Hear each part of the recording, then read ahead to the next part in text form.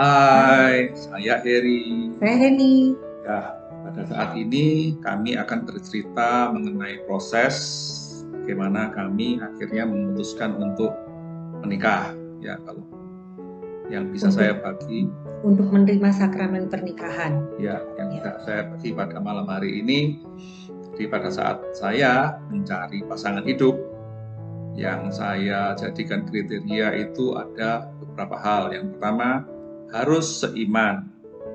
Yang kedua, harus bisa saling menerima dan saling mengisi. Yang ketiga, kita berdua harus memiliki karakter yang cocok.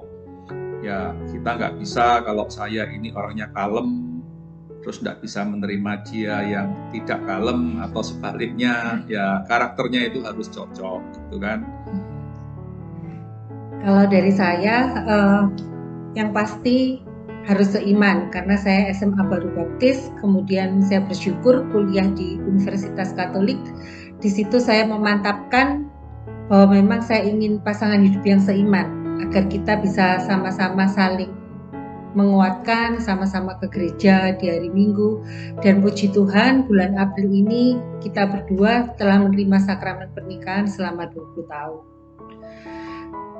Dan jadi dari proses kriteria itu tadi, kemudian kita memutuskan untuk menerima sakramen pernikahan, ya memang yang terutama karena sudah merasa seiman dan saya juga melihat dia bisa menjadi pemimpin iman dalam keluarga. Tentunya kriteria ala remaja juga ada lah, ya, seperti yang harus menggetarkan hati. Ya, yang terakhir ya ujung-ujungnya kriterianya ya kita berdua harus mau komit. Ya, komitmen itu betul. Nah, kemudian apa yang membuat kita memutuskan saling mengikat janji? Apa yang membuat kita berdua mau berkomitmen dalam sebuah pernikahan? Ya, untuk memantapkan itu jawabannya apa yang membuat kita komit itu gimana ya? Jawabannya itu hanya bisa ditemukan dalam prosesnya. Ya, dalam arti proses itu kita butuh waktu pacaran yang cukup, ya kan? Terus kemudian ada kesepakatan. Oh, nanti kita berkeluarga itu mau gimana sih, rumahnya harus berapa besar, mobilnya harus ada berapa, paling enggak kita berdua punya gambaran akan keinginan masing-masing itu. Jadi komunikasi harus berjalan lancar dua arah.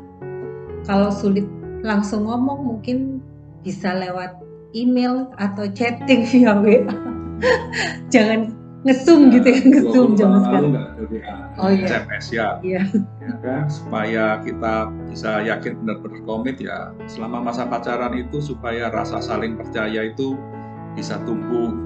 Dan kemudian selama masa pacaran itu saya juga sering berdoa, saya minta Tuhan petunjuk, apa benar sih ini orangnya, dan Tuhan nggak pernah jawab kok ini pasti orangnya, enggak. Tapi paling enggak kita punya keyakinan kalau sejak awal kita menyertakan Tuhan, itu tidak akan pernah sia-sia itu. Kalau kita merasa perlu konsul dengan romo atau yang kita pandang bisa memberi masukan baik secara iman ataupun secara psikologis kepada kita juga baik. Karena saya juga sempat konsul dengan romo sebelum itu, karena dia waktu remaja kan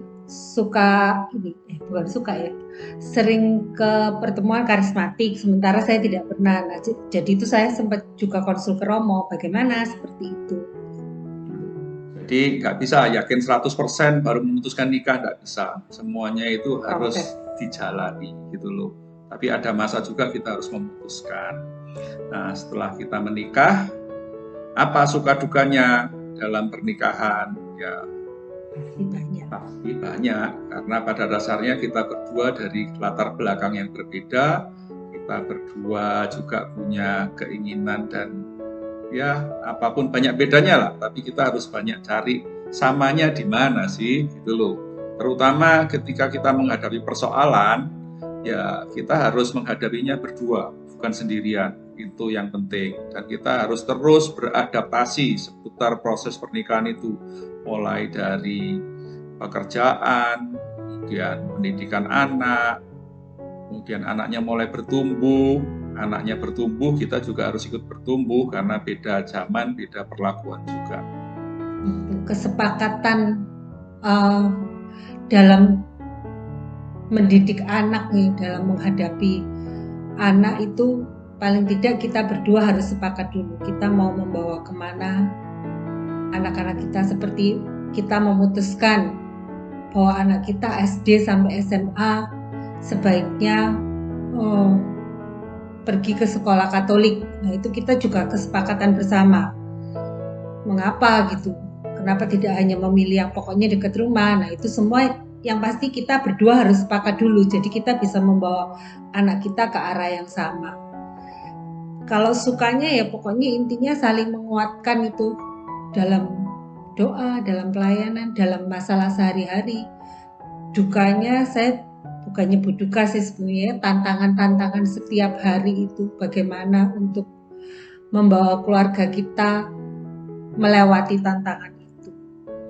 Ya, itu kira-kira prosesnya seperti itu. Sekarang kalau kita disuruh ngasih pesan dan kesan untuk rekan rekat dan UMK, ya pesan saya, ya kalau jomblo nikmatilah kejombloan kalian, ya kan.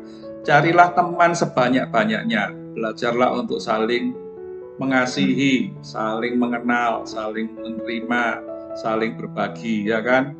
Terus kalian harus cari teman sebanyak-banyaknya itu jangan lupa bahwa kalian juga harus punya komunitas untuk hidup dalam pertumbuhan iman dan kasih secara Katolik, gitu kan. Ya, itu kira-kira. Ya, sama intinya yang penting kita semua harus punya komunitas yang saling menguatkan iman kita. Jadi dari komunitas itu nanti semoga Allah Tritunggal menunjukkan misalnya pasangan hidup yang cocok untuk masing-masing kalian itu, sehingga kalian juga yang nantinya kan menjadi masa depan pertumbuhan gereja Katolik. Jadi kalau kalian mendapatkan pasangan yang seiman, bisa saling menguatkan, dan kita kembali pada prioritas hidup. Pertama, Tuhan, keluarga, ketiga, pekerjaan, keempat, kecukupan diri, kelima, dan pelayanan. Semuanya harus ada, tapi prioritasnya harus dijaga antara yang pertama, yang utama dan yang kurang utama. Itu aja. Oke, demikian sharing dari kami. Salam, selamat menikmati proses menuju pernikahan. Bye.